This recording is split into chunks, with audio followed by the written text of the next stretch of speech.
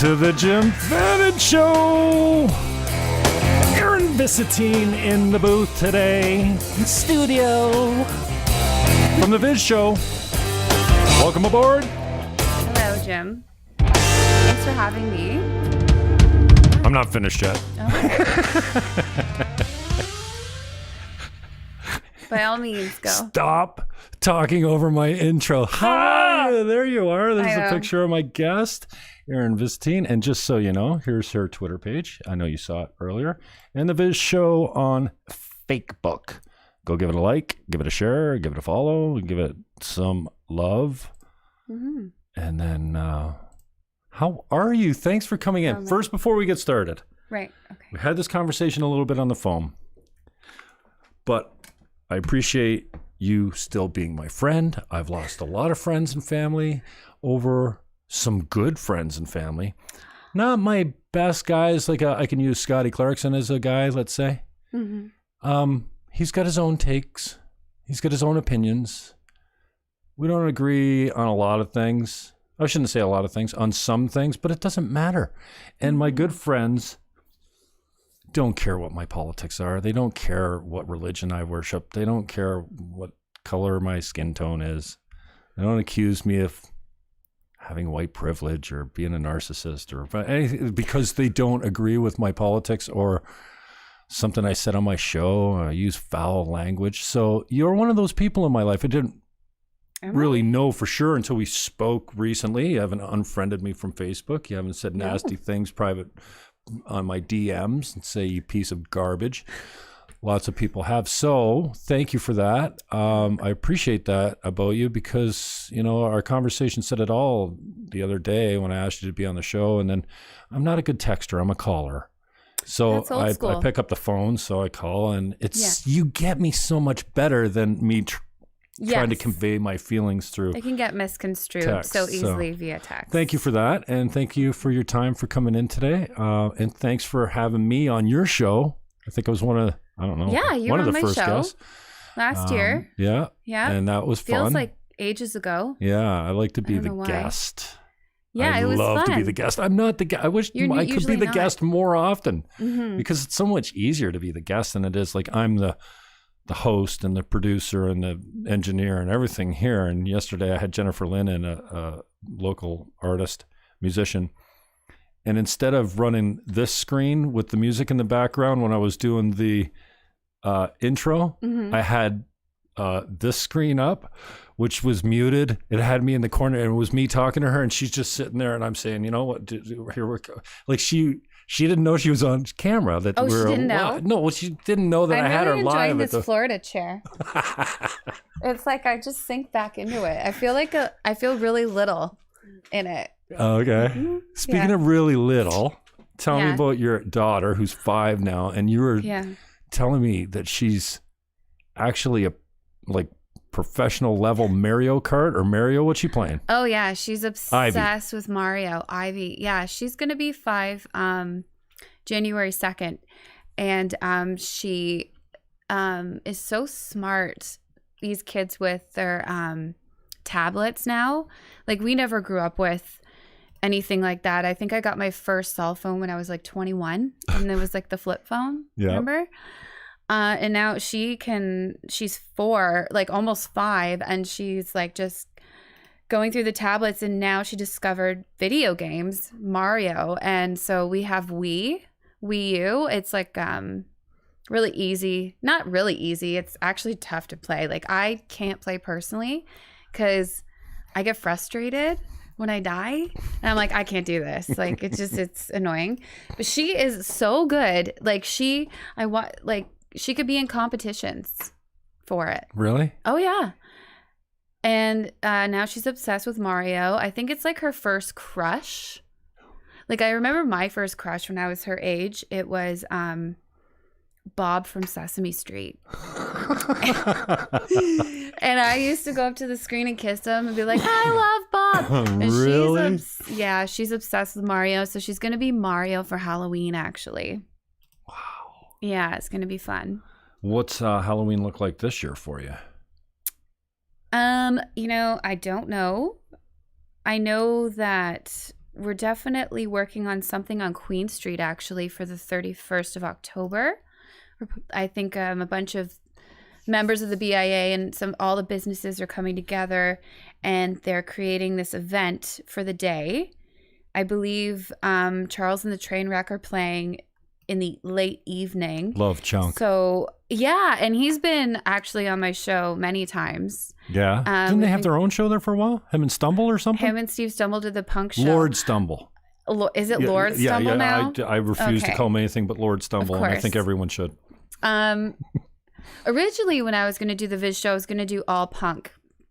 But then Steve and Charles came together, and I was like, okay, my hands are tied. Like, you guys got me on that one. Like, Steve knows a lot. So does Charles. They love their music. So, yeah, but Charles has been great. We've done some shows together, and we have a blast. Yeah. Chunk fun. seems pretty bitter. That has he never is. Is he and I support him, but he's bitter. talking about like 13 years and never being acknowledged by the Niagara Music Awards. Does that mean that he's never won one, over. or he's like never been nominated? That's how I read it. Never been even acknowledged. I don't know who runs the actual. I don't know who judges. Well, when we met, it was you. I don't know it was you, but I mean, you were really well connected with them when we first met. The first time I had you on the show at 610. Well, we did. I think the year I was there, the one year we did it at Taps when Dead Mouse came out was the best year. Was that 007? Yes. Or was that the church? 007. Oh wait, yes, it was the church. The church was correct. good. Seeing what's his name play the trio, what's his name? And then he does that little Snoop riff. The guy that blows, he's got the mouth. Brian Sorensen. They played at the church, and we were dancing in front of the stage. Oh yeah, was I dancing? Yep. Oh yeah, I got some film of you dancing. We got some photos. I emceed that one. That's the one where Candy's got me like this with my arms out on the stage. I'm great. all in black. You are my favorite MC for the NMAs for sure. I had some fun with that. And then I did the Taps year too when Dead Mouse was there. You did. And that was a good year. Yeah. Right? And I was so Remember he pulled up happy. with his car? Remember his car? It was parked out back, I think. Well, yeah, but it was out back, and I was like, don't leave it there, man. It's in the back, this beautiful. And I thought it was so cool that he was just glued when CAC was performing. Was he? Oh yeah, he was just. Oh no way! Like he looked like the biggest fan, and I'm a huge CAC fan too. Yeah. Did CAC had his going on the wagon party recently, or is that tonight or Friday? Maybe it's Friday. He's at our bar, wherever that is. Oh, is he? He says, time to get on the wagon for a while, time to grow up. Ooh. And you know how hard CAC parties. He parties. And so I was happy to see that he's going to have one last hurrah before he goes. Is that what it is? Well, I don't know. He says he's drying out for a bit. I don't know if he's... Good for him. He should. I mean, I'm not going to tell him what to do, but, you know, if I support anybody who's going to try and better themselves. Yeah, and alcohol's a thief for sure. Honestly, it's kind of gross. Have you backed away from it? Yeah. Yeah? Just like I guess having the kid really recently would. Oh, really? Yeah. I just find it just doesn't do any good. Well, you know? What's that song? Nothing good happens after 2 a.m. That's a new one that I've been listening to. But I can't deal for the last maybe 10 years. I shouldn't say I can't deal because I choose to deal. Right. The next day is murder for me. Murder. I hate my life. And I don't suffer. I've been pretty lucky, I think anyways, from having a pretty solid mental condition, stability. Mm-hmm. I get down, and especially in the winter, I can feel the blues a little bit, but I've been pretty lucky that way. Mm-hmm. But the next day after alcohol, You're just like, oh my God. Yeah, I don't like, it's the worst ever. So I've gotten to a point where I just don't want to deal with the depression the next day. Like, it's not cool waking up and saying I hate there's so much guilt involved with the alcohol, it seems, the next day. So I've been trying to get away from it as well. I think in a little city like Niagara where everybody drinks, it's easy to get into that lifestyle, to do that. But it becomes an event to be a drinker. It becomes a lifestyle. So it overcomes your drive for a career. It overcomes your drive for anything, really, if you're drinking, because you have to deal with the hangover and you're drinking with all the other people that are drinking. And it's so easy to just keep doing it and feel cool and have confidence or whatever you feel. And it's fun. But after a while, you realize, okay, yeah, I'm almost 40 and, you know, it's just time to focus on other things. And you can't do it if you're always drinking, because drinking is drinking. It's that category. So my advice to anybody who wants to focus on a career or anything that means something to them and has an issue with drinking, you know, just step aside and be patient with yourself. I think patience is a big thing. You know, don't be so, it's so easy to just drink, right? You can go liquor store and get bombed. Yeah, I think it's a matter of putting it in perspective. My little brother, many years ago, he quit drinking or cut way back on it. And his analogy to me, and I still remember this, is like, okay, so let's say the day you're drinking, the day that you're drinking is gone as far as working goes, because you're jerking around. You're not working. You're not working. You're drinking. There's like two. And so the next day after the bender, because we don't just have, if we only had a couple, then that's not really drinking. You know, you have two, the next day you're good. But as I've gotten older, my hangovers have got ridiculously long. And like to the point where it's like not just the next day, it's 2 and 3 days that I'm still not normal. I'm still not sleeping right. I'm still not feeling my game. I'm still maybe depressed or feeling like, fuck it, I can do it later. It's a depressant. You know? And so he says, okay, so the day that you're drinking is gone. So there's one. Then the hangover, done. There's 2 days gone out of the week. And if you drink twice a week, there's 4 days out of the week that are gone. The day you're drinking and the day after. And the day after. And then 4 times 50 weeks is 200 days where you're useless. Like, you know, we've always been real estate agents. So that's 2/3 of your life. 2/3. And then I have a buddy of mine, Terrence Davids, who's a real estate guy. We used to be partners many years ago. Mm-hmm. He said, kind of similar to what I just said, but after he quit drinking, he was Mr. Available. Because no one called when he was drinking. He was like, I'll see you tomorrow. You call, I can see you right now. And oh, by the way, tomorrow I'm going to be hungover, so don't call me then either.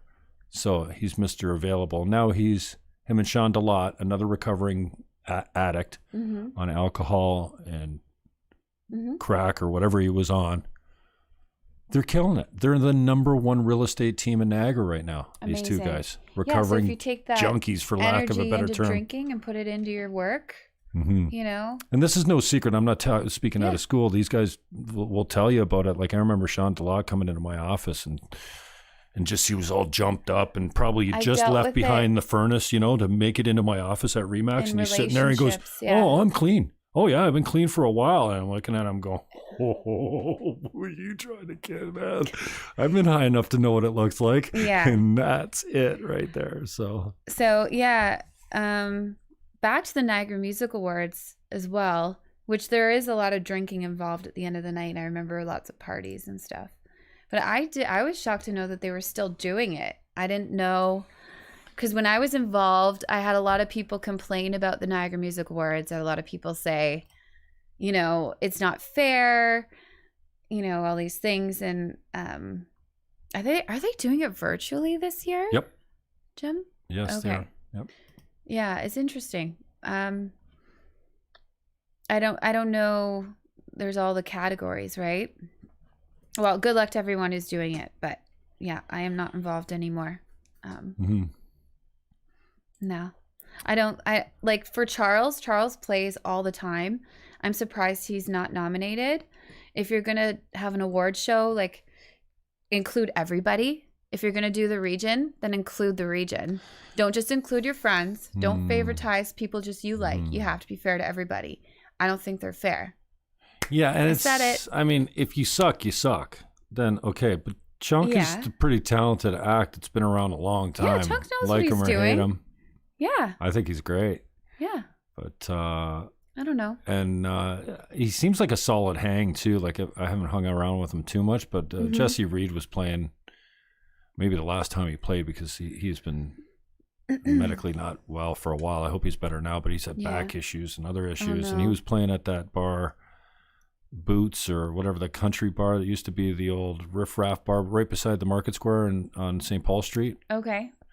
And Jesse was playing, and anytime we get a chance to see him, and Chunk was there, and we're just standing out front. Yeah. Was a hoot hanging around with these guys. They're hilarious. Funny. They're funny. And he's talented, so. Yeah. We love you, Chunk. Keep it up, man. Don't worry about the NMAs. You're a winner in our NMAs hearts. are not all. So. Yeah. What else are you up to other than being a mom? I know you moved recently. That's a nightmare. Ugh. I just went through the hell of a move, from a house, a 3-story house, to an apartment. But I got to say that I'm super happy with where I am. It feels more like I'm in a city again because I'm right on Queen Street. Oh, are you? I am. I'm in an apartment building. And the thing I had to really go through with this process, because this move was brought upon me not on my own accord. It was my landlord wanted to move back in. And you didn't want to live with them? This whole COVID BS that's happening. I didn't think I'd be affected by COVID so much, but I was with this move with my landlord coming back. So the thing I was going to do this winter was I was like, I really want to purge. Like, I really want to get rid of my stuff. So a move always forces you to reorganize. It's just, I find it's funny, the things we wish for in our minds, like, okay, this is my goal. This is what I'm going to do. And the universe just gives it to you in a way that's like, it leaves you no other choice. You asked for this. Okay, I'm going to get your landlord to kick you out of your fucking house. And then you're going to really have to purge, sister. I feel like that's been my life, my whole life. I asked for something, I get it the hard way. But that's fine. I can handle it. Nothing comes across to you that you can't handle, even though it feels like that at the time. I was selling stuff on Facebook. I was like, and then I was like, oh, I'm going to drive my friends nuts. I'm selling like all this stuff. So I started making jokes about it and finding stupid items on Google and pretending I'm selling it, like this old rag doll for $200. It was a complete lie. But just like, I have to find a way of humor in situations in order for it to pull through. I use the analogy of like when I was a kid living in the basement of when I was old enough to move from my bedroom down to the basement. So probably 11, 12, 13 years old, whatever. Yeah. And always so into music, right? Even as a kid, my parents were really into music and it rubbed off. And then, so I had the music cranked in the basement. My dad was into vending machines, but once in a while his buddy would get pinballs and jukeboxes and stuff like that. So we always had like a crappy, an older pinball machine and some jukeboxes that were going through, or before we sold them or whatever, we would always use them. So, and I'd attach all the speakers to like get it so it was rocking. I had a Ouija board growing up. Ooh, we played with the Ouija board I brought spirits into my house. Yeah, no, we stopped doing that when Satan was conjured up in our living room one time. We're like, okay, I get it. I'm not doing that anymore. My house was haunted. But I use the analogy of like, okay, so you call it the universe, I call it God. My parents used to, first they'd yell down the stairs. Well, I couldn't hear them. Yeah. So then they'd flick the light. So, but if you're dancing around or whatever, you're in another part of the basement or whatever, you don't see the light getting flicked. So, and this is what, like, it was kind of like in real estate for me. It wasn't fulfilling for me for a long time. Right. And then the nightmares got to be outnumbering the good feels for actually helping people. And I'm like, I feel like I shouldn't be in this business any longer. Right. Yeah. And then, I use the analogy of, okay, so sometimes God yells down the stairs and you don't hear him. Get out of the business. come on, get up here. I don't want you in real estate. That's Flick the light. No, you're not seeing the light either? Okay, so. Yeah, sometimes we ask for these signs and we don't see them when they're in your face. No, well, you see them, but you ignore them. You're like a child that's just how do you make yourself disobedient. Aware of the signs? Well, I'll show you. Just like get stoned. Your landlord, the universe puts your landlord on you so that he's moving in. You don't have a choice. That's when God is throwing the phone book down the stairs and it's landing flat on the cement. He threw an anvil. Actually, boom! Jim, it was an anvil. No, but you know, when the phone book lands flat on the concrete, it makes a sound, like you can't, it's like, yeah. And so that was me getting fired from real estate. You know how difficult it is to be fired from a real estate brokerage? I have no idea. It's pretty tough because only your clients. I can only imagine. Fire you. Yeah. You got to really piss the broker off in some way, shape, or form to get fired. Like you really. So that was me. That was me with my filthy mouth. That's what got me fired. You like trouble? No, I don't actually. No. Everyone says that. They say two things that are wrong about me. I don't care. Yes. And I like controversy. No, I really don't. I run from it. Okay. But you run from it?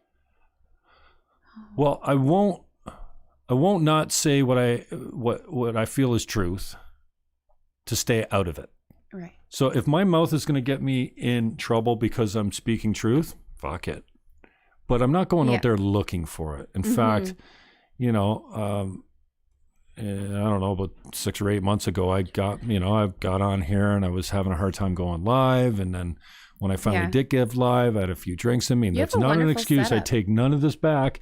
But then when I started rolling my mouth, I said an unkind thing about a local politician that kept tweeting Jesus fucking Christ, which I think is just disrespectful to people that of any religion, not just Christians.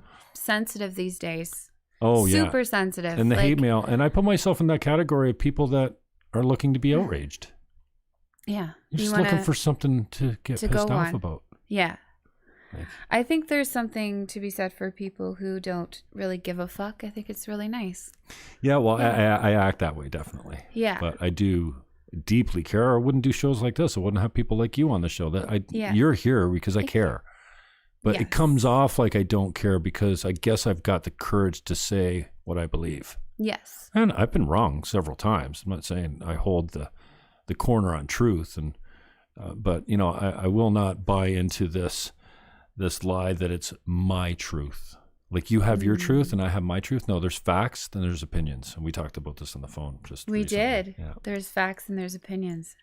Mm-hmm. I find Twitter very punchy. If you get into there, if you want to be on Twitter, you want to fight with people. People want to fight with you. I've gotten into fight arguments with some of your people. At times I've had to block people. Well, I told you the other day I didn't retweet you with the smart ass thing that I was going to say. You said something. Well, we won't even say what you said. I didn't retweet your thing about getting it from behind. Well, Aaron O'Toole fucking me up the ass with his ideas with a permanent smile on his face. And I'm like, I'm going to retweet this. I got to quote tweet this. Oh, I thought anal was a reward, not a punishment. And then I thought, okay, I'm not going to do that because I don't want my mob to come after you, right? And I know my mob isn't that active. That's okay. I found more love and support on Twitter than I ever did on Facebook, but it's how you curate your followers, right? And my followers on Facebook are less than 5,000. I've got over 10,000 on Twitter. You got a good following. It's pretty decent. I've worked hard to get it that way because it's marketing and it's PR for me, right? But my Facebook crew think they know me and they lean left for the most part. I've got like 5, 10, 15, 20 solid conservatives that like my stuff and say way to go. So this is what kind of is crazy to me is that we've all come to this point where where's the ultimate like satisfaction with the online world? Is it the more likes? Like the better, is that what it is? It's like gambling. Yeah, it's like it's like money. Like a like is like boom, boom, boom, boom, boom. No, it's worse than that. It's a drug. It's like dopamine. Attention, and it's like everyone's addicted to it and looking. And part of me feels like I don't want to be a part of that rat race bullshit. But I'm there. I'm on Twitter. You're participating at some level. But I don't really care if I get more likes than other people. I know I don't. But I mean, is someone in the arts, like someone who wants to have an opinion, someone who wants to be known for who they are or has a show, is that the ultimate thing that you want to do is get all these likes? You want to be known, right? That's it. It doesn't that? When I'm on my deathbed, I'll be like, oh my God, I'm so glad I got 1 million likes on Twitter. Oh man, I killed it in life. But I mean, I'm not saying there's definitely more important things. But there's definitely more important things, and we get to addicted me, to it. Finding substance in between all that. But I do get the whole. It's cool. Someone likes all your stuff. Someone knows what you're saying, and it's you know, I get that. When are you back on the show? I don't know. That is a good question. I don't. I think I'm gonna go either two ways. I'm gonna maybe try with them again, or I'm looking into just doing it from home. Actually, like exactly like how you do it. You know, with the setup. So I'm just kind of finding my niche, what I'm gonna do. I enjoyed it, like and I thought it was cool. And Rafiq brought me on. I don't know. Does he have a show? Well, he was in the early days. He was one of the first guys to have a show, and I think I was one of the first guests to come on a show. And I guess I disregarded the this is a PG show. Oh. And we started talking about, at that time, weed wasn't legal yet. Oh. And I said, I think there's a market to be like a weed broker, because people are going to need to move this stuff around once it becomes legal. And I'm surprised there's not like an agent that says, yeah, I've got pounds of weed, and if you need it, I'll hook you up with the guy. You don't have to carry it yourself. You just hook them up and you take a commish. And he's like, see, okay. This is what I'm talking about. And then we went to a break and we went outside. He's like, Jimmy, I told you, we're broadcast to the dance studio and all down the street. And I had to take it down. They took it down. So now we're not broadcast anywhere because you wouldn't shut your mouth about it. I'm like, dude, I don't know. Sorry. I thought we were an internet platform. And I thought we didn't have to worry about the I think being real is like the best thing you could do. And even I don't want to be fake. You know, I'm not fake. I don't want to be fake. Like what you see on Instagram and all that is not who you're going to meet, because I feel like a lot of people try to have this persona that they are perfect in their own way. And I am not turned on by that. I'm actually turned on by the opposite of people just being real and saying things and maybe creating a little bit of a stir. And so it's like calling people on their bullshit, you know? And I like doing that. I like when people, you can call me on my bullshit, but it's just being real and honest. And that's what I appreciate about our phone call there, the limited interaction that we had the other day, is like almost the first thing out of your mouth was, you know what I appreciate, because I think I was thanking you for still being my friend, right? Because you really don't know. Like, thank you for being my friend. And you're welcome. It's reciprocated. You know, I love you. We've had some great hangs, and if you we come out as an alt-left feminazi that believes that, you know, aborting a child at 9 months is okay, then I'll still love you, because I don't care. You want to talk about that, Jim? No, I don't. But I can hate your ideas and still love you. I hate your ideas sometimes. I fucking hate them. I think they're bullshit. But you very early Here's on. Jim's idea. Very early on in the conversation, though, the other day, you're like, well, you know, what I like about you is your character, and you're the same guy everywhere. You don't pretend to be anything but, and you have the courage to say what you think, and I might not agree with it, but I love you for it. And I was like, oh, thank you. I'd rather have 10 followers with substance than 100 people with, you know, I like quality over quantity. It's easy to put the mask on and be something for someone else. Yeah. I think we all do that to a certain extent. But you only got one life. Just be you. And if you think you suck, then work on it. And was it you that told me, like, I can only talk when I'm alive? Did you say that to me? Yeah. What was that? It was like, I want to I can't say speak what when you I'm need dead. to say. I can't speak when I'm dead. That was it. I won't be able, like when I'm dead, I won't be able to say anything. So now that, you can say something, say it now, because when you're dead, you won't be able to anymore. You won't have to, and then you'll waste your whole life just stumbling over, oh, maybe they won't like that. Maybe they won't like me. And we're human. I get it. We have our insecurities, but sometimes you got to say, fuck you to your insecurities. Just be you. Mm-hmm. You sound like the wisdom. Do I sound crazy? No, you sound like the wisdom of Ivy. What do you mean? Well, I think that, I'm so blessed. I put all my energy into her. I have an ex-girlfriend in my life who's still like one of my best friends. Mm-hmm. And she's got a 4-year-old granddaughter. And she's just, I told you on the phone. Adorable. But the love of my life. Like I can't imagine loving a kid that much and not being your own. Yeah. She's just incredible. And I said the other day, somebody says, oh, I really like that. I feel like she cleans my soul when I'm with her. I told her the other day, I'm like, Liv, like, do you know how much I like hanging around you? And she says, why? I said, because you make me happy when I'm with you. Like, kids do that. And I feel like I tweeted a couple years ago, or maybe a year ago, I'm taking life lessons and the instructor is a 3-year-old. I'm in a life lessons crash course, and the teacher is 3 years old. My the kid wisdom that makes you get me from laugh, these, Jim. Like you wouldn't believe the stuff she does. There's a strange, innocent wisdom that comes from them too. She's got something about her that is not like she's got a lot of character. Even her teachers have told me and stuff like that. Like this morning, she wanted to hear that song by Nick Jonas, I'm a Sucker for You. And she wants to hear it in the car. So I find it on my phone and I play it and she's singing it and we listen to it like 3 times in a row.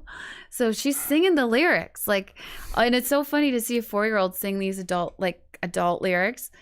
And so I drop her off. We walk to, up to the school to drop her off. And there's always like a teacher standing there to guide everybody.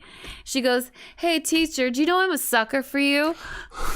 And I was like, oh my God. She's like, yeah, I'm a sucker for you, right? And I'm just like, oh my God. She says the funniest stuff. Like I'm dying. She's a little bit of a performer. Oh my God. You have no idea. I have some. I've seen enough of the videos. Yeah. And people, honestly, Jim, people like I don't even know ask me about her. I love her videos. Really? I guess her videos have gotten people through COVID a bit. Wow. Her little posts. Yeah. Like I just love her. Like long cool. messages. It's so nice because I'm just like, well, I might as well share this with her. I can't just bottle this little 4-year-old up and keep her to myself.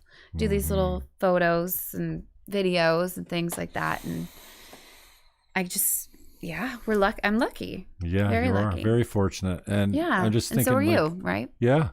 You said you're going to be, you're approaching 40. I'll be 40 in about 4 years. Oh, okay. But yeah, I was going to say approaching. that'd make it 10 years if you're going to be 40. So yeah, I guess 6 years I've known you because I remember you being 28 because I remember commenting, sitting on your porch with your roommate or whatever there. And somebody's like, where, blah, blah, blah. Yeah. Where did we meet? We met. NMAs. Pretty sure. It was definitely at Taps. One of the first times, because I remember I think so. You were driving doing around the in the Green 535 trying to find a place to smoke one or do whatever we were up to. You were a part of the Green Party at that. You wanted to, you were running. Oh, was I? Or maybe, yeah. Maybe I was at Clark Party. Bitter's, or maybe we were doing an event there for Clark Bitter or something. Yes. There's a guy that just, he calls me a religious fanatic and, Everybody what else? has their opinions. Someone else said, I got Trump's dick in my mouth. I'm like, well, that's not very nice. That's not very nice. Not even that's gay, not a good thought. If I was. Trump doesn't have a dick. What are you talking about? Anyway, but it sounds like you've been getting some wisdom from your child there as far as life lessons go. And from my friends, from people, I think it's always good for me to push myself outside of my comfort zone, which I'm still working on. Doing this show did that for me. But yeah, wisdom with age.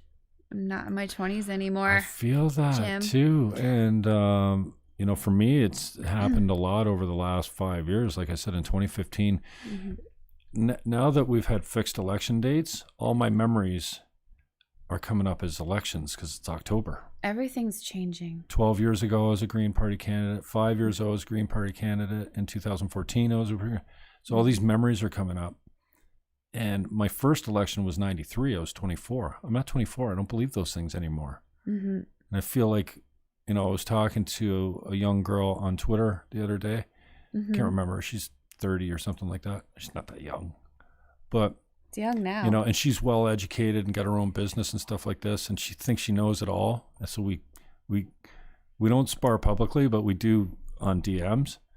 And I came away from it going like, wisdom comes with age. You can have like G has an infant. I think it comes with experience as well. Yeah.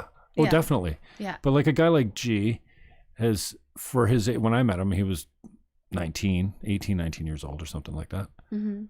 But he had a profound amount of wisdom for a young guy. Who? G. Who's G? G Sharp. Yahia.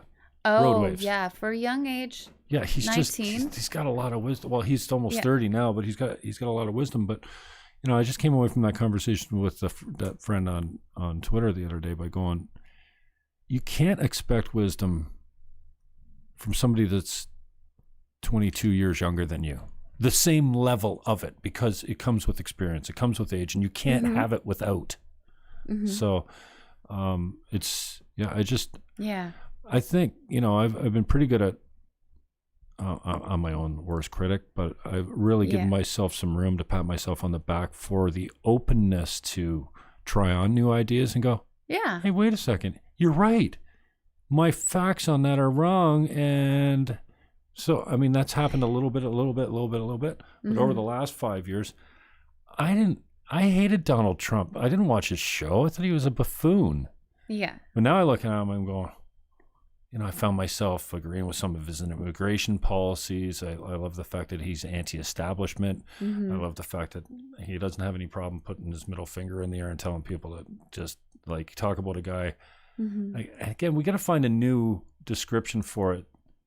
It seems like he doesn't care, but if he didn't care, he wouldn't have left his private life to be president. I think he's doing this whole thing where the more he doesn't care, he knows it makes other people care. So they fight more to do better things, possibly. You know what I mean? Like, the more you say to someone, fuck you, they're going to try and do the opposite and prove you wrong. Right?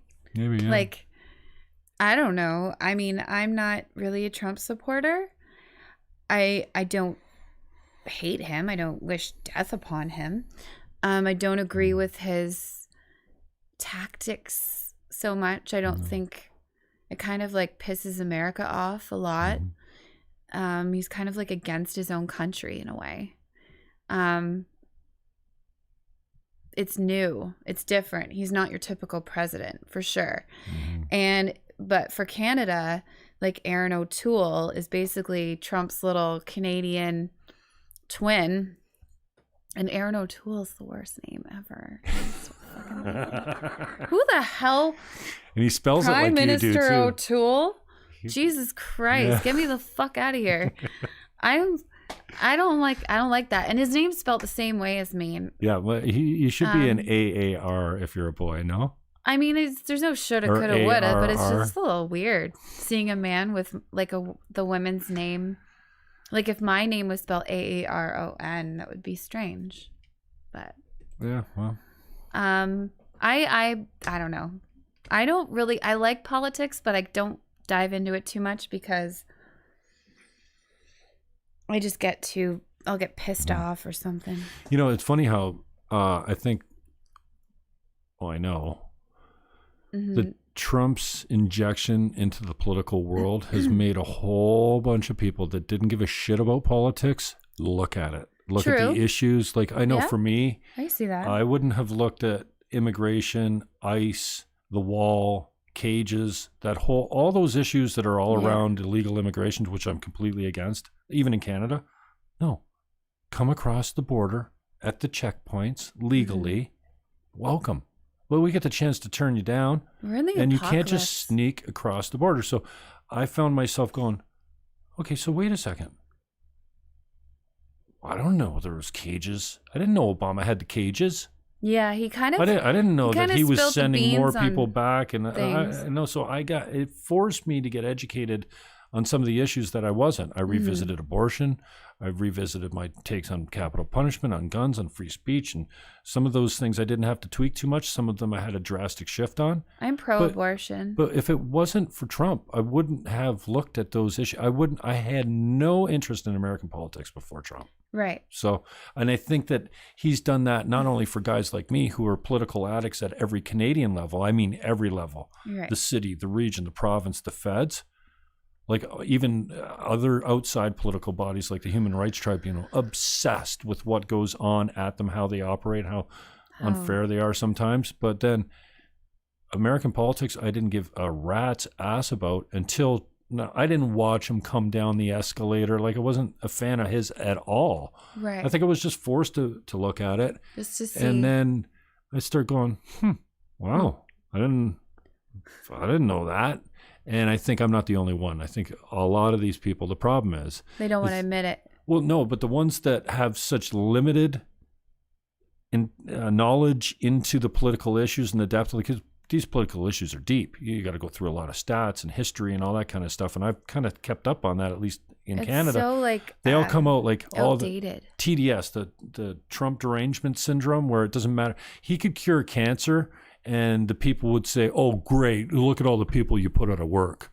Yeah. At the Cancer Society. Yeah. Like that's how the infection of TDS, Trump derangement syndrome goes. And so, everyone's an expert on masks. Everyone's an epidemiologist now. Everyone's a political expert on all the issues because he's misogynist, because he grabs women by the pussy, Yeah, these platforms where people, like I find a lot of artists, like they're on Twitter always saying their political opinions and things like that, which is cool. Mm-hmm. Everyone has a voice. Mm-hmm. It was that Andy Warhol said, in the future, everyone's going to have at least 15 minutes of fame, every single human. And it's true. You could say a tweet and 1 million people could like it, and there's your moment of fame. Just like that. That's where it's at. Twitter, it's crazy. Instagram, Facebook. But it's the I'm steering away from the politics. I'm talking more about online. Mm-hmm.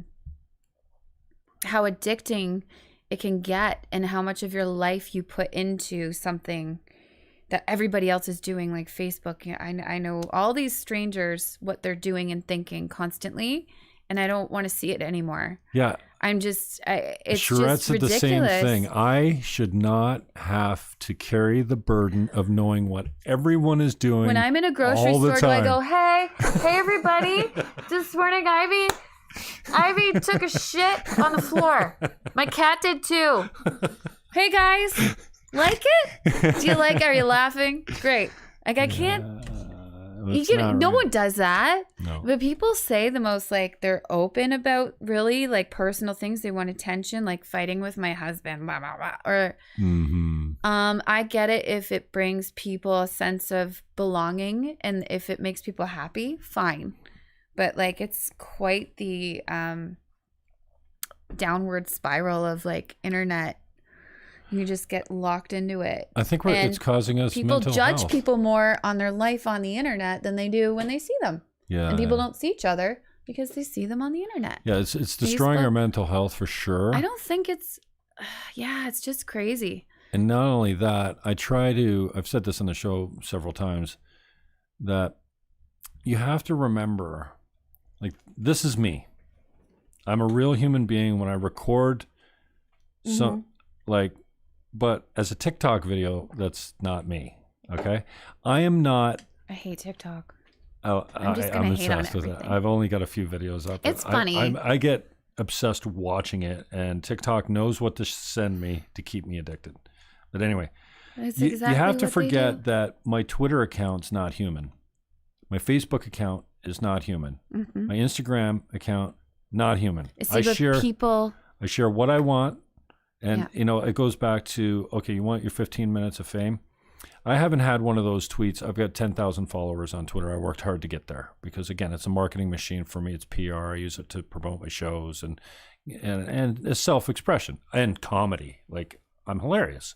I don't care if you think I'm funny.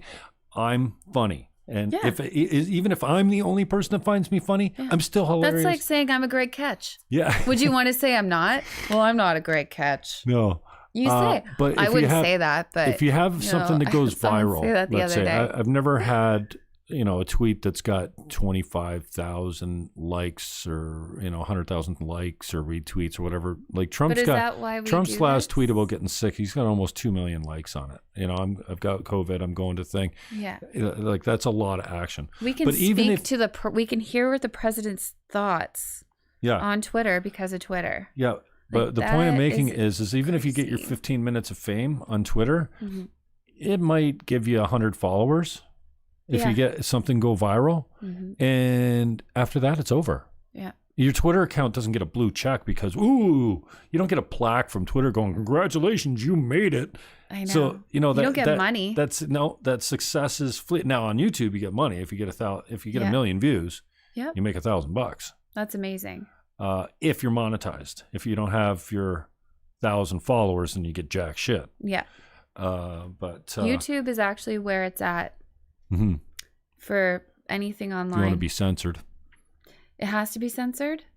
See, they censor me. Oh, Clowns. They do? Yeah. Yeah. I've got 5 channels now because they keep censoring my channels and taking them down. But I had a channel with that was 10 years old. It had old videos of my mom when she was alive, and the slideshow that we put up at her funeral was up there, and just all kinds of my old speech from the Green Party in 2006. They took it out? Yeah, well, they flattened the channel. They just you're not really in control. No, and there was no reason. I had no hate speech violations. I had no guideline strikes. I had nothing. And one day I just went there, March 17th, and my channel was gone. No. And over since November to March, I went from 50 subs and 100,000 views total to 6,000 subs and 3 million views. Wow. And I was making decent money. 3 million views is... You got 3 million views? Yeah. Before they canceled the channel, I was at 3 million views. I had broken 3 million views, And 6,000 subs is a big deal because See, we're congratulating on views and likes. For 8 years. Crazy. No, but I was getting paid. Yeah, exactly. It was I started taking it seriously like a job. Sometimes I do these interviews and I'm like, okay, that was great. I love Erin. That was a great conversation, but what the fuck am I doing this for? And then 6 months from now, someone will go, hey, I saw Erin and she said this thing and boom, it changed my mind. Thank you. Yeah. So you get some acknowledgement. So I get half of that $1,000. No, so now I've got nothing. So now do we sign anything here? I'm creating new channels faster than they can censor me. See, that's the thing. When I started my show, Jim, I didn't make any money. I had to actually pay a babysitter to watch my kid to do the Viz show. And I'm like, I just did it because I loved it. It brought me joy. So, I want to do it eventually to make money, to live. I have a kid. I have a home, a cat, my life. I like makeup. I like clothes. I want to travel. So where do you make money? Doing what you do, loving what you do when everybody else is doing the same thing. I've got the answer. Well, tell me. I don't know if you want to hear it, but I gave this to a friend of mine, especially, I don't want to be sexist, but especially for a good-looking woman. Okay. I think where it's at is vulnerability. So, and especially vlogs. So you do a video diary. And I haven't reached this level of vulnerability where I can share, the things I really struggle, like the personal things that I really struggle about. Yeah. If you're open about those, you get instant following. For instance, if you were to start a video on your YouTube channel and you go, okay, today's day 1, I'm quitting drugs. Help me. Like, I've really struggled. I'm tired of being drunk. And you list all the impacts on your life. And then you list everything you want to be. And, you know, you create this new way of being around it. And then you enroll people in keeping you accountable. Like, check on me. Like, ask me, because here you're getting accountability from strangers, and you could have them in your life too. Yeah. And change is difficult, right? Yeah. But people absolutely lap up like a kitten vulnerability. Yeah. Crazy. Putting yourself out there in a way that makes it so easy to be made fun of, to be attacked, to laughed at. Yeah. I think people just find that tremendously sexy. And I think somehow they find it addictive because they want to come back to see how you're doing. Not only that, every time you share something, they go, oh my God, what did she just say? I can't believe she said that. And that's so brave. She doesn't give a fuck. Meanwhile, you see how I say you don't care comes into it? It actually, there's another expression for appearing to not care when actually what it's based in is the fact that you care. Exactly. And then, but people will see something in you and go, oh, that's me. I feel like that when my pastor preaches, like he's talking directly from me. Like he took the sermon from something I said in men's group. And I'm like, oh, he's talking about me, not realizing that almost everyone in the auditorium is feeling the same thing. And that's the quality of a great speaker, is when you can touch them that way. Yeah. So you think that they're talking to them. But I think that's a powerful medium, YouTube.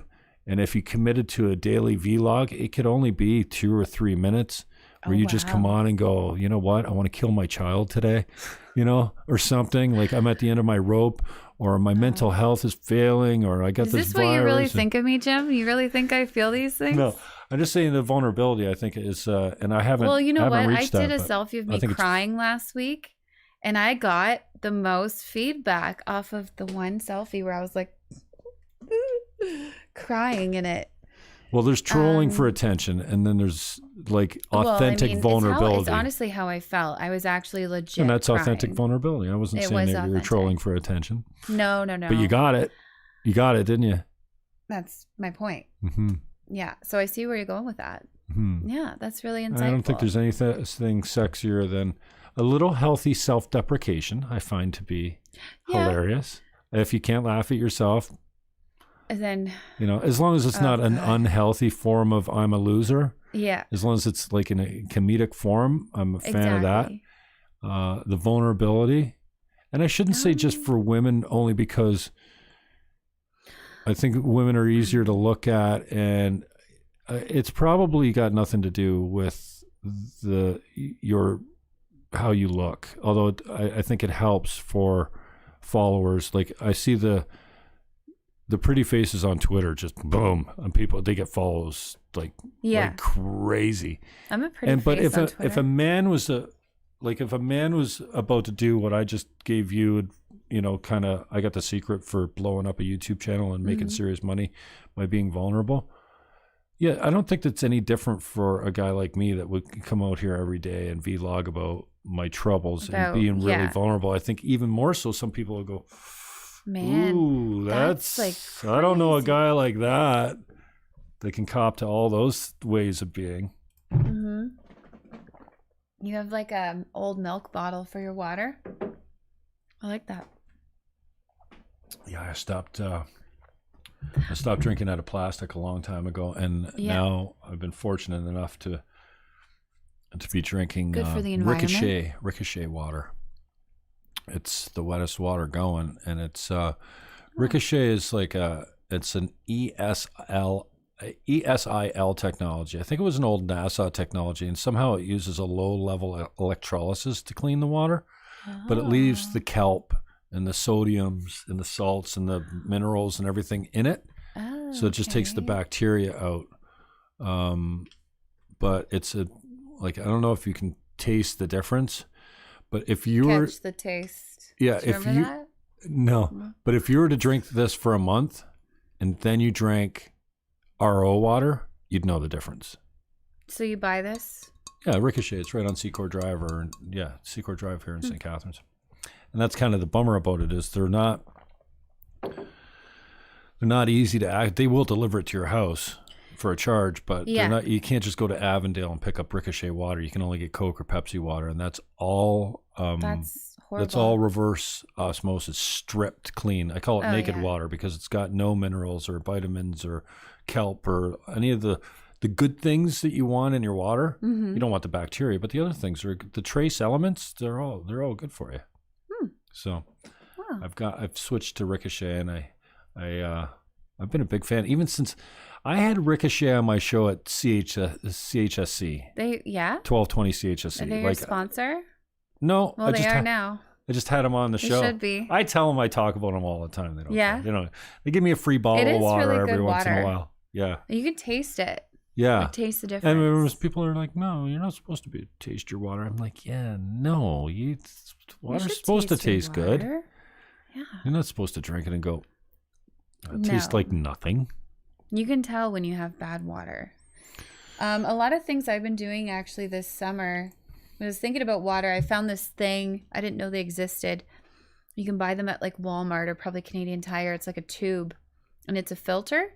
Oh, yeah. So if you're like, say, on a boat up north, right, and you need water, you literally drink it through the filter, and you can drink seawater. You can drink it right out of a mud puddle. Shit water. I guess it will filter it. I thought that is so clever. Mm-hmm.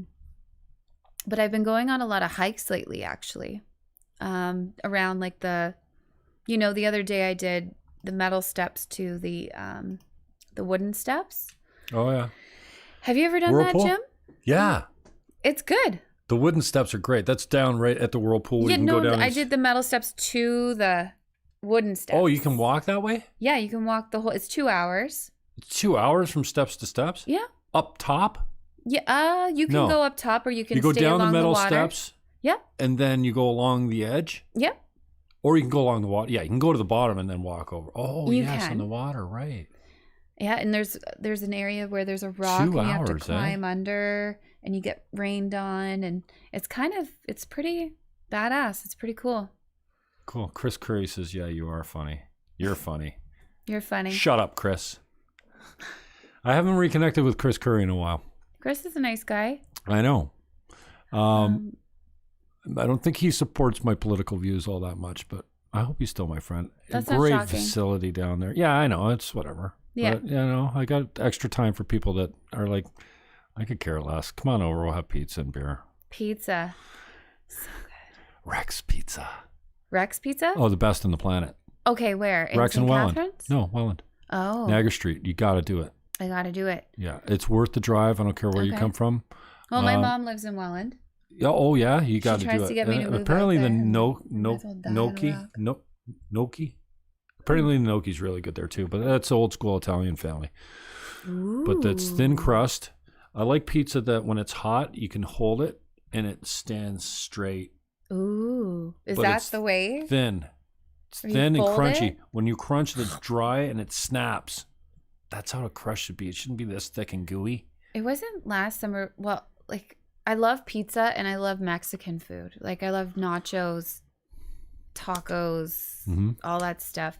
So it was last summer. I had cravings for nachos every night at 12 o'clock, and I'd make them. And I was so skinny that summer. I wouldn't eat all day, and I'm like, oh, I want nachos. And I'd make nachos. Yeah, and I still do. I freaking love nachos so much, and pizza. Is that crazy or what? Yeah, you got to try Rex Pizza. I will try Rex Pizza. Be sorry. Thank you. And a few years ago, I went to get pizza from the Rex, and I bought a tray. I always get a tray, right?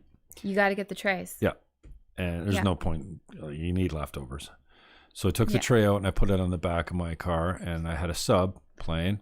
Oh, no. And I took a piece out, and my stepbrother was checking out something in the fairing of my car, and I'm sitting there eating it while Mikey's checking out my car. There was something, I don't know, something caught up underneath it or whatever. And I'm eating. I'm like, but I'm talking to him at the front of the car, and over here, suddenly I hear, I look. The pizza had vibrated off the trunk, and it flipped while it was falling and fell on its face on the parking lot with the lid open. So I'm there trying to scoop it up. That's a crime, I even took one. I took a piece off and tried, and I'm like, oh man, I gotta like, because I was starving and I had the only piece in my hand. So I tried another one. I got a piece of gravel in my mouth. So I scooped it all up. I told Mikey to move the car because now the shithawks are circling around. Well, it's the back, back, Park Street in Welland, right? Park and King. Yeah. Yeah, King Street. So I pile all the pizza back into the pizza box, and I took it back into the kitchen. And the guy, I ring the bell, and because you gotta drive around back the delivery, and you ring the bell, and the guys from the kitchen come out and you say, "What's your order?" And you give them the name, and they go get your thing. It's old school, and it's like you swear like just walking into the place, your clothes are drenched. You're gonna smell exactly like fryer oil because it's blowing on you as you walk in the back door. It's one of those spots. Yeah. So I bring this thing, and I open the lid, and dude goes, "What happened?" I'm like, I had a little bit of an accident. Can you, and I said to him, I said, can you recreate this masterpiece for me? He goes, yeah, absolutely. So me and Mikey went to the bar and had a beer, and they called the bar when it was ready. And we went back and grabbed it. And then he wouldn't take money from me. No? I'm like, here, no. He says, no, he came all the way from St. Catharines. Don't worry about it. So I was telling the story to the takeout guy this week because I grabbed it when we went to see my son, the Hurricane. I went to Welland first, watched the petrol can get robbed by some skid. And then we went back, picked up the pizza, and took the pizza over to the old Detroit Motor Inn on Lundy's Lane and Town Line Road. They've got an outdoor stage there, and you drive up in your car and you watch a concert outside, and you're supposed to stay beside your vehicle. And it was. How was that? Well, it was good to see my son, the Hurricane, and then G came on and played a guitar solo for one of their songs. So much. And then Revive the Rose opened for them. I missed Revive the Rose, but I've seen them enough. And then they opened for the Trues the next night. So it was cool, other than like they literally come over to you and say, get back in your car. I'm standing beside my car. There's no one around. Yeah. Even the cars are social distanced. Wow. Like they're 12 feet apart. And I was out enough that I could bounce up and down and dance to the songs I wanted to dance to and get my blood pressure up before somebody would come over and say. But then I walked to see Ashley Standish. She was at the merch table.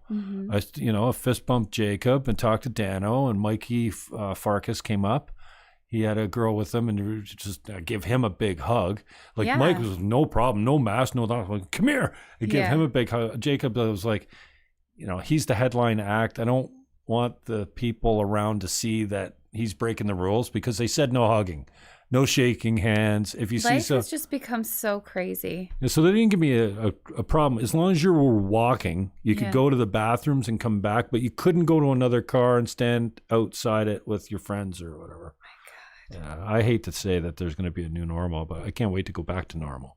Yeah. Because I don't think it's the new normal. It's the new now. I hope that we go back to, okay. If anyone's worried, it's not the new normal. It's just the new now. I don't want to see masks in 10 years, in 2 years. I don't want to be, I'm still opening the door with my sleeve. I just feel like my shirt tail. It's just, I'm not a conspiracy person. But 2020 is quite the year, dominant 2020, and so many things just happened right in this year. And I don't know. I feel like the government knows a lot more than what we know. I think they know. Thank God. Can you imagine if we knew it all? We wouldn't leave the house if we knew what was really going on. Remember when Trump said there was aliens? No. Or there was the whole alien thing. There was a video released by the where is it? Arizona? Yeah, Area 51. Yeah. There was an Area 51 video released. He probably released it and talked about it right when he was in trouble for something. But there's aliens. No one remembers that? There's so many things that happened this year. Right when he was in trouble for something, you're such a mother. That's what he fucking does. His taxes, he gets COVID. It's like sideswiping. It's total sideswiping the real issue. I was waking up to texts from people I care about going, ha ha, your hero, my hero? No, not my hero. Got COVID, looks good on him, karma. I'm like, I wouldn't wish illness on anybody. Who wishes death on anyone or sickness? Unless you killed my daughter. Yeah, that's the only thing. There's got to be. Anyone who killed my kid. I've become sensitive as a woman, ever since I had my kid. Like watching things and stuff. I can't anything with kids or animals. And this is predictable. Like dying, like John Wick. Okay, you ever see John Wick when they kill the puppy? I cried. I didn't see that part. I had to turn off the movie and I like legit cried. Mm-hmm. I was like, I can't. That puppy.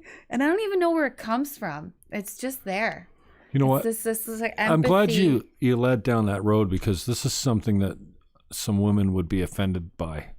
Really? Yeah, because women are stereotypically that way. Especially now, I'm not saying that men after childbirth aren't similar. I know some men that don't look at, like, you don't make fun of young girls anymore because, or they stop going to strip joints because those girls are someone's daughter. And now that I have a daughter, I don't do those things. I don't talk that way about girls. I get it. Oh, I don't get it because I don't have a daughter, but I get what they're going through. I've got enough. But it's their choice as a stripper to be a stripper. We're all adults, and sex isn't but a crime. I have enough male friends in my life that have shifted since I knew them before they had kids, and then after kids, my sense of humor they couldn't tolerate as much because they're like, Jimmy, I got a daughter now. You can't dude, can't talk like that. But women are like that even before childbirth, but after, it's like you're an animal. You're having a litter that you need to protect. I'm not doubt. I'm just saying it's a way of, like, women are protective and they see the world as potential threats for their child. Men don't. Men are off work. They're handing out cigars. They're making money. They're not at home protecting as much, and but women are very stereotypically that way after childbirth, because everything is seen as a potential threat to their child. And you're not going to touch my child. You're not going to affect my child in a negative fashion. No. Oh yeah, I'm totally protective of her. She's untouchable. No one can. I try to raise her to be really strong and independent, and to be herself. So hopefully that works. Wow, looks like you're doing a decent job so far. You have not muted her personality, that's for sure. No. She's a performer. It shouldn't be muted. As a woman, we're allowed to have emotions, I feel. You know. I think we all are. We're allowed. Yeah, but a lot of people think like it's not okay if a woman gets angry. It's not okay if a woman's upset. Oh, you're being a baby, da-da-da. You know, you got too much emotion or whatever. And no, we're allowed to have those things. I feel like, yeah, we are. No crying. But I mean, no, yeah. Be a man. Man up. I don't know. I do know, but. So you don't know when the show's coming back. That's okay. I'm just going to do it for my house, Jim. Fuck that. I've got Paul Layton coming on tomorrow. Do you? Yeah, I like Paul. He's a little bit of an oddball. I like that about him. I put myself in the oddball category sometimes. Hell of a musician. You're an oddball for sure. Yeah, hell of a musician. Yeah. He heard my session with Jennifer Lynn yesterday, and immediately recognized that I had no treatment on the mics. I thought, do I have treatment on the mics now? I think I do. I think I've got compression. Treatment? Well, like compression, noise suppression. Okay. I don't have a gate running. I've got a little bit of gain running. So yeah, but I don't know, but he's bringing over a Yamaha mixing board tomorrow and his keyboards. Cool. So rather than, like, this is an iRig. It's pretty basic. Yeah. It's cheap, and I've kind of upgraded things around it because it's still providing me XLR microphone inputs. So, and then I can run this into my camera. So I can run these mics into my iPhone and have good sound from my iPhone. You run it from your iPhone? No, I'm not doing that now because I'm going through OBS. So I broadcast on 4 platforms live. Plus I'm recording it on the system. So, but it used to be that everything I was doing, it was that iPhone with these mics hooked up into it, and then I'd have to take it off the phone and upload it.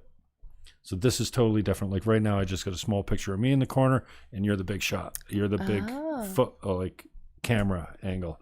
Cool. And it's made for flexibility, but tomorrow he's going to bring his mixing board over, so these mics somehow will probably be hooked up through this little Yamaha. And I'm interested to see how much better the sound is, because I've always wanted to try and get the studio sound down here, but you're not going to do it with a two input iRig, right? I have to learn all these things. I went to school for sound production a long time ago, and it was very technical, like this kind of stuff. And I do have that kind of mind. I can hook up things. I've been a stage manager for so many things, and for all this stuff. So yeah, I do want to do my own show at home. Actually, something that'll. Have you got a YouTube channel? Ivy does. Okay. I need to have my own. Yeah. Oh, definitely. I am working on a movie in the spring too, coming up. Okay. So that's another thing, and I'm painting. Your own movie? No, it's actually the director is his name's Christopher. He's from Toronto. We had to stall it, I guess. We were supposed to start filming it actually like this month, but I think it was something that's going to go in the spring with Ryan Lunn. Oh yeah, remember him? Yeah, I do. You know him? Yeah. Yeah, he played at my last show at Sessions on the river. Right. So hopefully that pulls together. Who knows? With COVID and everything going on. But yeah, some things happening. I had a bit part in Jason Lupus's film Fight. I like acting. Erica Sherwood played the lead. Oh yeah. And who's she? She goes to Toronto. She lives in Toronto. No, she's Niagara girl. Yep. Oh, okay. But she was the lead in that, and A Kind of Wonderful Thing was another one of his movies. Okay. And I was the hotel manager that fired her. Oh, no. And there was no script. So no script. Jason sent me this message online and said, hey, do you want to fire Erica? And I have a huge public crush on Erica. Do you? She's a little tomboyish, but she's like, love her. And she's a great actress. Amazing. And so he says, you want to and yeah, it's no secret that I publicly crush on her. Even they used to be a couple. I don't think they are anymore. I could be wrong, but okay. It was like I was open about, like, my crushes are open, whatever. And so he says, he by Facebook or something, he says, you want to fire Erica's character in the movie? I'm like, dude, would you send this to like 40 people or something? He goes, no, dude, like I figure you got the clothing for it.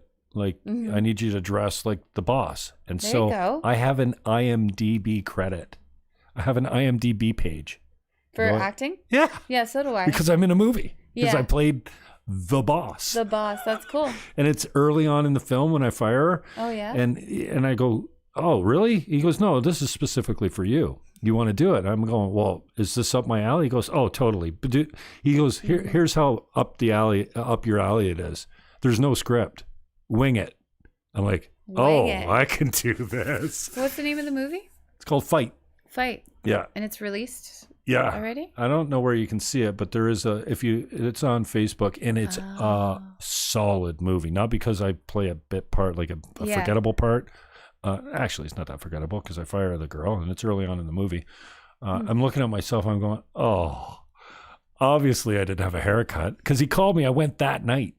Wow. And we so cleared. You just went in and winged it. Yeah, and we cleared out the Holiday Inn, the front desk. It was like at midnight or something like that. Cool. So we got them to kind of like just stand down, and then we went in for we had it for like a half an hour. I just come out of the office. I'm like, did you? Okay, that's it. But it was so cool because there was no script. Were you all the whole serious? movie. What did you say? Do it. You're fired. Go. You're fired. Get out. Yeah. No, just go. Just get out of here. So one of these. But I'm looking at myself. I'm like, look at how big my hair is. I wish I had got a haircut, but there was no time. Do you like watching yourself?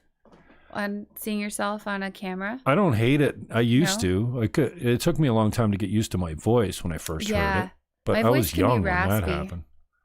And now, no, I'm okay. Like, I've gotten over the hate of it to the point where, like, I don't always, there's very little that I find funny about my shows when I watch them back. And I don't watch them all back. But sometimes if I feel I had a fire interview, or I've done something and had a few drinks and I'm just letting it rip and I don't care what people think. I'm just like being outrageous. Sometimes I'll go back and actually crack myself up, but no, so I'm over that. Yeah. But I just think there's a greater good for what I'm doing, that, there's a purpose and maybe it'll lead to something. I don't know. I'm freaking unemployed, dude. No, what you're doing is awesome. My job, I could go to work and make thousands of dollars, like tens of thousands of dollars just by cracking a deal. Mm-hmm. It got a lot harder, right? As my numbers went down and the deals started to get further and further away. So I wasn't doing all that much business, but that was like God throwing the phone book down the stairs, and it's like, you moving? Okay, I'm removing all your options now. You're out of real estate. Options are over. And I just decided that I wasn't going to renew my license, but I still got a partner that I partner up with, so that if anyone calls, I don't mind being a consultant. I don't mind sitting with people and giving them strategies. I just got a realtor with me that will do all the legal stuff. You know what I mean? So it's been an interesting ride. It's been an interesting year for everyone. Yeah. I take it day by day. I've been social distancing for 5 years, so that's no problem. Yeah, then there you go. Hiding. I hate people. I don't hate people, but everything is changing. A crutch. 1:16 already. Is it? Holy mackerel! Yeah, I that have to flew get my by. kid. Yeah, baby. All right. Well, I love you. Thank you for coming in. I love you too, Jim. How do we get a hold of you? What do you want to promote on the way out? You got an email? Let's just flip over here. We'll go to your display here. Okay. This is the Viz Show on Facebook. Oh, that's a good shot of a downward shot of your station. Yeah, that was actually taken by Daniel. Oh yeah. From Glass Apple Bonsai. Oh, I wanted to talk about that. He took you played, dude. Yeah. I love Glass Apple Bonsai. Yeah, we opened for the Niagara Music Awards last year. I played the keys. That was tremendous because... Did you see it?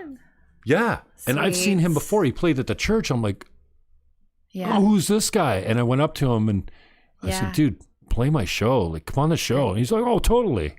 I haven't followed up with him. How did you get connected with... And do you play keys? Yeah. I do. He asked me to be his date, and then he was opening. His keyboardist had a wedding to go to or something like that, so he asked me to be a part of the opening act, and I said sure. So we had like a week. We were supposed to get together, practice, which I do have a keyboard. I can play a little, but we didn't have time. So we totally opened it, and I was just mimicking the sound, and it was so fun. It was basically like, I lied to everybody and pretended I was playing the keys, and it was hilarious. I don't give a fuck. But it was great. It was hard though. It was hard because everyone's like, Erin, you are fucking amazing, and but some people are like, I'm not falling for this shit. She's playing. I'm like, I know. I can't lie for too long. I was like, whatever. Oh, yeah. I just wanted to help him out and have fun. Like, I really. Oh, you had fun. Yeah, they're like, I didn't know you could. I remember seeing you out front, and I did the whole '90s look, like kind of. I had like a vintage guest dress on, and wore the glasses, and just like try to mimic this. It's so cheesy, man. So bad. It was awesome. Yeah. It kind of it's like I crashed it. Oh, I was Josh Mills. I was dating Josh Mills back then. You were dating Josh Mills? Yeah. Well, we only had a couple dates. Didn't last long. No. But that was one of them. Yeah. And that was actually a pretty good gig at that Scotiabank, right? Yeah, and I used to work there. Except social justice warrior, what is it? Taylor Swift wannabe. What's her name? From Welland? Fucking she got up there and says, this is for the women out there and sexism and quit holding women down God. And you hate women. I'm like, people are awesome. Are you kidding me right now? Holy cow. I don't know. And Buddy came over to me. She had a lot of drinks probably. I don't know, but Buddy came over to me and I was looking down on my phone. I was actually watching the football game. Mm-hmm. He goes, dude, he was asking me if he could buy me a drink. I'm like, absolutely, dude. He says, what kind of person comes to an award show and watches football on their phone? Like Jim. Me, I guess. This is Jim boring does. as shit. Yeah. Anyway. This is boring as shit. Okay, so here she is on Facebook. That's the old Viz show. We'll look for something new. There's the Viz show. Q4680.ca. It's still up and running. They're still playing music. They're just not doing live shows anymore, or what? I think so. I haven't listened. I don't. But yeah. Sundays, you used to do your show the same time I was doing my show. Sundays 12 to 2. Yeah, I think they're still playing music. Like, hopefully I'll be back. But I mean, I don't know. Oh, this is Ivy superimposed into this tub shot of you? Yeah, I made that. I made that on Photoshop. I just noticing it for the first time. I love that shot of you with the towel on in the tub. Right? Yeah. The towel on your head. That's me. So wicked. But I was just looking, I'm like, oh, Ivy's photoshopped in there. I know she's not standing beside that tub. That's a great shot, though. Thank you. All right, kiddo. We'll get you out of here on time. Thanks again for coming in. Touch her up. Oh, here. I'm sorry. I should be showing it. I should be showing it here. Here's the shot we were talking about. Ivy getting photoshopped in. And I've already put it out. I already talked to you about this. She'd be great to have on the show. You want her on the show? I think so. She would be entertaining. Yeah. Yeah, she would be all over it. I would have more like subject matter. Let's do it. With her than we just had. But it's 1:22, so I want to get you out of here on time so you can go pick up that little monster. Yeah, I got to get her from school. All right. There she is. Say goodbye, Erin. Thanks. Thanks everybody for tuning in, and thanks Jim for having me. You're welcome. Yes. Almost any time. Peace, love. Take your mask off and go hug your neighbor, you freaking weirdos.